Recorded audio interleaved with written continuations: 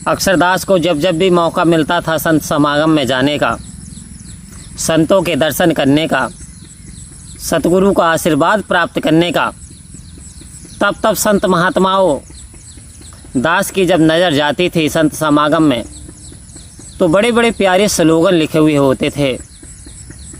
एक साइड में मोटे मोटे अक्षरों पे लिखा हुआ था टेंट के पास में, जैसी दृष्टि वैसी सृष्टि। कुछ आगे बढ़े तो पता चला कि ब्रह्म की प्राप्ति और ब्रह्म की समाप्ति। कह रहे हैं ब्रह्म की प्राप्ति ब्रह्म की समाप्ति। आओ संत महात्माओं, तो आज का टॉपिक भी हमारा ये है कि आखिर ब्रह्म क्या है और ब्रह्म क्या है, ब्रह्म क्या है और ब्रह्म क्या है। तो आज सतगुरु की यदि हम पे कृपा हुई तो इस भ्रम से हमें निकाल दिया, हटा दिया। कह रहे मानुष का जन्म पाकर बिरथा ना गवा देना, ये जन्म अमोलक है इसे यूं ना मिटा देना।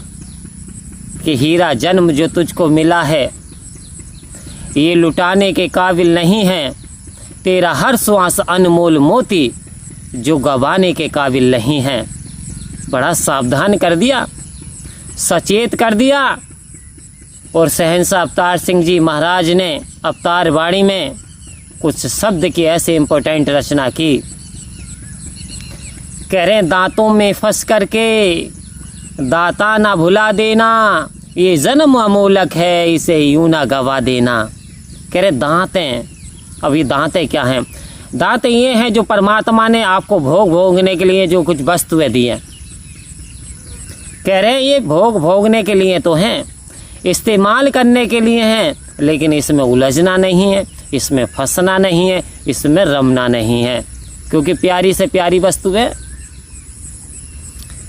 इन उलझनों ने विश्वामित्र को नहीं बख्शा, इन उलझनों ने गौतम ऋषि को भी नहीं बख्शा, इन उलझनों ने, विकारों ने माता पार्वती के मन में भी संदेह उत्पन्न कर दिया।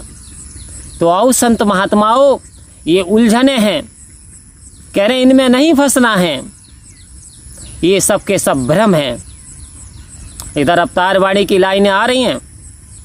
कह रहे दृश्यमान जितनी वस्तु सकल पसारा ये भी एक माया है, रूप जवानी दौलत लोगो ये भी तो एक माया है, रंग रूप जवानी लोगो ये भी एक माया है, और ये भी एक दिन ढल जाएगी चलती फिरती छाया है। इंसान इस भ्रम में मत रहना कि तू जवान है, यंग है, स्वस्थ है तो हमेशा ऐसा ही रहेगा। ऐसा भी हो जाता है, पल से पल में क्या हो जाए मानव तेरे शरीर का कुछ पता नहीं तकदीर का। 247 लोग यात्रा कर रहे थे हवाई जहाज के अंदर और अपने गंतव्य के लिए निकले थे, बड़े खुशहाल थे, लेकिन एक इंजन नहीं दोनों इंजन फेल हो गए। दोनों इंजन फेल हो गए, उन्हें पता भी नहीं था कि हम पहुंच पाएंगे नहीं पहुंच पाए। इंसान क्या भरोसा करता है, क्यों मैं करता है, क्यों करता मेरा मेरा, यहाँ कुछ भी नहीं है तेरा, यहाँ 4 दिन का बसेरा हंस उड़ जाएगा, छोड़ कर संसार जब तू जाएगा, कोई ना संगी साथी तेरा संग निभाएगा। आज साइंस ने चाहे महान प्रगति कर ली हो, एटम बम बना लिए, परमाणु बम बना लिए, मिसाइलें बना लिए, किसके लिए? मानव जाति के विनाश के लिए। कि इंसान की गजब फितरत देख करके कभी का दिल भरता है कि इंसान की फितरत देखिए, धरती उजाड़ दी है, गगन को सजा लिया, मन तो सजा सका नहीं तन को सजा लिया। आज इंसान शरीर को सजा बैठा है, लेकिन मन में कुरीतियां बना बैठा है, मन में तनाव है, मन में धुंध है, मन में द्वेष है।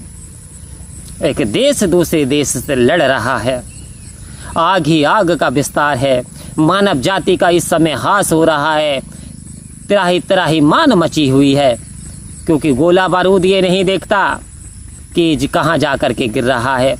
पशु के ऊपर गिरा या मनुष्य के ऊपर गिरा या प्राकृतिक तत्वों के ऊपर गिरा, आज इंसान अपनी मौत का सामान खुद ही बनाए बैठा है, यानी एटम और परमाणु बम के ऊपर ये इंसान बैठा है।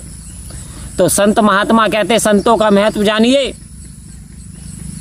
कि ये बात जो रच दी ये आज सटीक शाश्वत सत्य हो रही है कि आग लगी आकाश में, झरझर गिरे अंगार, संत न होते इस जग अंदर तो जल मरता संसार। ये जो सहन शक्ति है ये संतों में होती है। शालीनता, प्यार, मोहब्बत, प्यार का संदेश, दूसरों का मान सम्मान देना, दूसरों को ऊपर उठाना, ये संत महात्माओं का काम होता है। तो आओ संत महात्माओं, यूं तो कहीं आज आकाश में आग लगी हुई है, आज बारूद ही बारूद की दुनिया बैठी हुई है।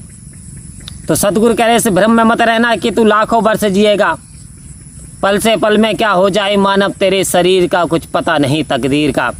समय रहते हुए परमात्मा की प्राप्ति कर लें और अपने लक्ष्य की प्राप्ति कर लें और इस बंधनों से मुक्त हो जाएं। संत महात्माओं जीवन का कल्याण कर लें। परम प्यार से बोलिए धन्यकार जी।